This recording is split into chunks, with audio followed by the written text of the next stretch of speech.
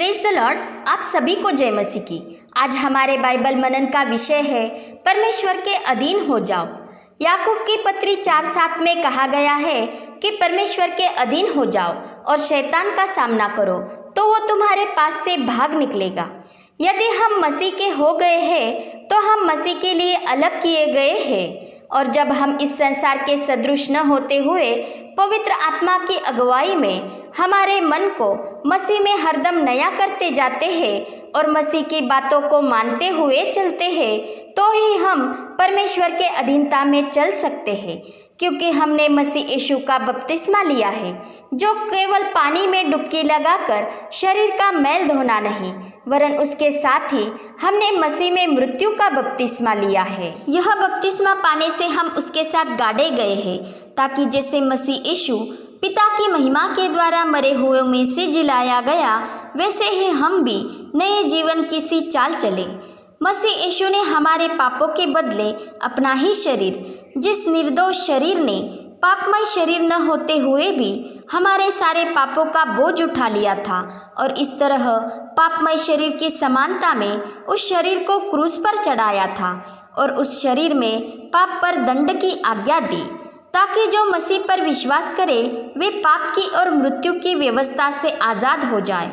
इसलिए जब हम यीशु मसीह को अपना प्रभु और उद्धारकर्ता जानकर अपने मुंह से उसका अंगीकार करते हैं, तो हमारा पुराना मनुष्यत्व जो पापमय था, जो जीवन का विरोधी था, वो क्रूस पर चढ़ाया जाता है, जिससे कि यह पापमय शरीर नष्ट हो जाए और हम आगे को पाप के दासत्व में न रहे, और जो मर गया है वो पाप से छुटकर धर्मी ठहरे।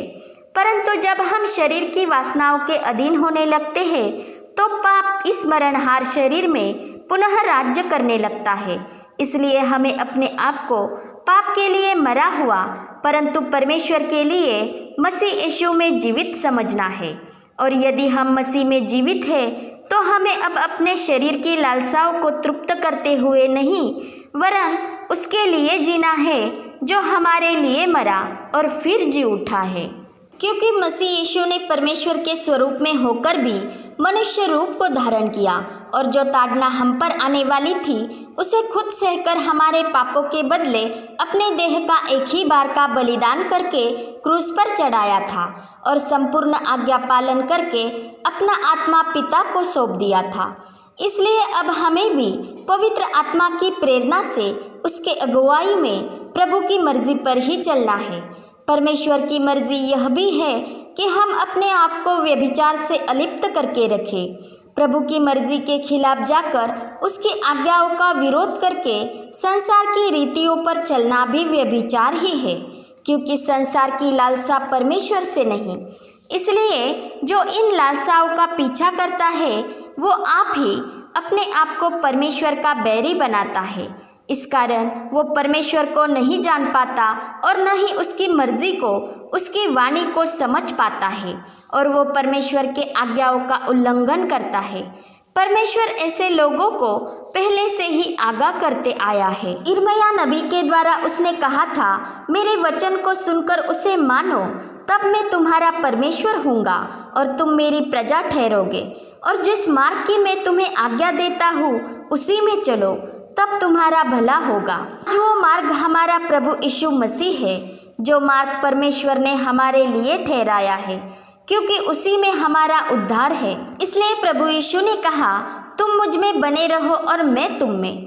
जैसे डाली यदि दाखलता में बनी न रहे तो अपने आप से नहीं फल सकती, वैसे ही तुम भी यदि मुझ में बने न रहो तो नहीं फल सकते। सच्ची दाखलता प्रभु यीशु मसीह है और पिता परमेश्वर बागबान है।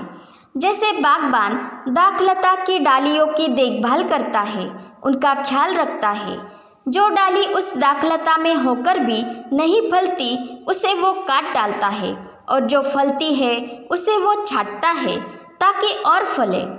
वैसे परमेश्वर भी हम डालियों का ख्याल रखता है। हम उस दाखलता में अर्थात मसीह में बने रहकर फलवंत होते जाए, इसलिए वो हमें भी छांटता है। वो हमारे बुरे स्वभाव को, हमारे बुरे विचारों को, हमारे बुरे रवैये को, हमारी गलत धारणाओं को, हमारे गलत आचरण को, हमारे जीवन में से गलत व्यक्तियों को, जो प्रभु की मर्जी के खिलाफ है, उन्हें वो छांटता है। यह छटाई भले ही दर्द भरी हो, दुखदाई हो, परंतु हमारा यह दुख आनंद में बदलता है, क्योंकि इस कारण ही हम मसीह में रहकर उसकी दृष्टि में सही मार्ग में बढ़ते जाते हैं और मसीह में मन के नए होते जाते हैं और प्रभु की अधीनता में चलने लगते हैं, जिस कारण शैतान की कोई भी युक्तियां हम पर नहीं चलती, क्योंकि हम पवित्र आत्मा से सामर्थ पाते जाते हैं और उस दाखलता की मजबूत डाली बन जाते हैं, जो न ही सूखती है और न ही काट डाली जाती है, परंतु इसके लिए हमें उस दाखलता में अर्थात प्रभु यीशु मसीह में बने रहना अवश्य है, क्योंकि तभी हम फलते जाते हैं।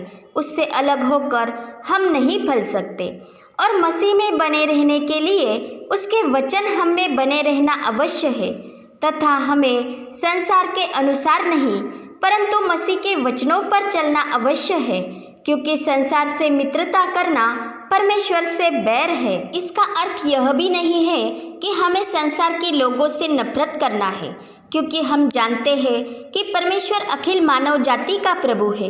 वो सबका रचयिता है, वो सबका निर्माण करता है और उसी ने हमें यह उपदेश नहीं वरन आज्ञा दी है कि हम एक दूसरे से प्रेम रखें।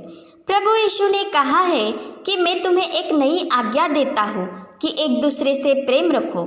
जैसे मैंने तुमसे प्रेम रखा है वैसे ही तुम भी एक दूसरे से प्रेम रखो। यदि तुम आपस में प्रेम रखोगे तो इसी से सब जानेंगे कि तुम मेरे चेले हो। प्रभु यीशु ने इसे नई आज्ञा इसलिए कहा क्योंकि अब हम नियम शास्त्र के कर्मों के बिना यीशु मसीह पर किए गए विश्वास के द्वारा धर्मी ठहराए जाते हैं, परंतु इसका मतलब यह भी नहीं है कि हम हमारे विश्वास के द्वारा नियम शास्त्र को व्यर्थ ठहराते हैं, वरन इससे हम नियम शास्त्र की स्थापना ही करते हैं, क्योंकि परमेश्वर की आज्ञा पवित्र, उत्तम और न्याय्य है, इसलिए वो हमारे लिए पवित्र शास्त्र है। तथा तू अपने पड़ोसी से अपने समान प्रेम रख, इस एक वचन का पालन करना ही संपूर्ण नियम शास्त्र का पूर्णतः पालन है, क्योंकि प्रभु यीशु ने कहा, तू अपने प्रभु परमेश्वर से अपने सारे मन और अपने सारे प्राण और अपनी सारी बुद्धि से प्रेम रख। यही नियम शास्त्र की सबसे बड़ी और मुख्य आज्ञा है और इसी के समान यह दूसरी भी है कि तू अपने पड़ोसी से अपने समान प्रेम रख। इन दो आज्ञाओं पर ही संपूर्ण नियम शास्त्र और नबियों के ग्रंथ आधारित है। इसलिए हमें संसार की अधर्म की बातों से परे होकर अपने आप को निष्कलंक रखना है। यही तो हमारे पिता परमेश्वर की दृष्टि में शुद्ध और निर्मल धर्माचरण है। और हम जानते हैं कि परमेश्वर ने हमें अशुद्ध होने के लिए नहीं परंतु पवित्र होने के लिए बुलाया है। इसलिए उसकी यह इच्छा है कि हम पवित्र बने अर्थात व्यभिचार से बचे रहें। इससे हम प्रभु के लिए हर एक भले काम के लिए तैयार होते जाते हैं। इसके साथ ही हमें अशुद्ध बकवाद से, तर्क वितर्क से, मूर्खतापूर्ण विवादों से भी दूर रहना है, क्योंकि इससे कुछ लाभ नहीं होता वरन झगड़े उत्पन्न होते हैं।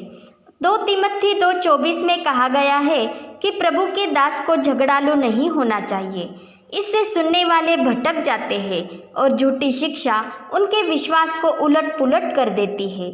इसलिए हमारे विश्वास की नींव प्रभु यीशु मसीह को छोड़ और कोई नहीं होनी चाहिए, जो परमेश्वर ने ही डाली है। इसलिए हमें पवित्र आत्मा को अपने हृदय में जगह देकर उसके अगुवाई में चलना है, ताकि वह परमेश्वर की नींव स्थिर बनी रहे, जिस पर यह छाप लगी है कि प्रभु उन्हें जानता है जो उसके अपने हैं, और जो प्रभु का नाम लेता है वो अधर्म से बचा रहे। इसलिए हमें शरीर की और संसार की अभिलाषाओं से दूर भागना है, और जो शुद्ध मन से प्रभु का नाम लेते हैं उनके साथ धार्मिकता, विश्वास, प्रेम और मेल मिलाप का पीछा करना है।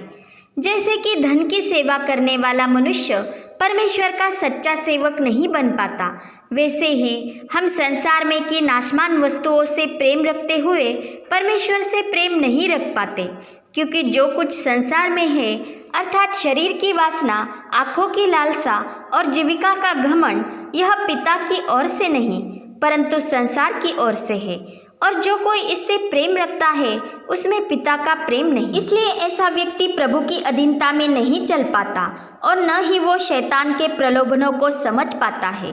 परंतु जब हम इन सारी अभिलाषाओं का पीछा करने के बजाय पवित्र आत्मा की प्रेरणा से चलते हैं और अपना मन प्रभु यीशु मसीह पर ही लगाते हैं तो हमारा मन गलत धारणाओं का पीछा नहीं करता और न ही वो गलत मार्ग पर जाकर भटकता है, क्योंकि जिसका मन प्रभु में ही स्थिर बना रहता है उसे वो अपनी पूर्ण शांति से भर देता है, क्योंकि वो अपने विश्वास में नहीं डगमगाता और न ही उसका विश्वास चंचल होता है, जिस कारण उसकी देह भी पवित्र आत्मा के अधीन हो जाती है और जिस कारण वो प्रभु की मर्जी पर ही चलने लगता है। और जब हम अपनी सारी चिंता उस प्रभु पर डाल देते हैं जिसे हमारा ध्यान है, उस प्रभु यीशु मसीह के पास आते हैं और उसका जुआ अपने ऊपर उठा लेते हैं, जो जुआ सहज और जिसका बोझ हल्का है, और प्रभु यीशु से नम्र और मन में दीन होना सीखते हैं, तो ही हम प्रभु के बलवंत हाथ के नीचे दीन बने रहते हैं,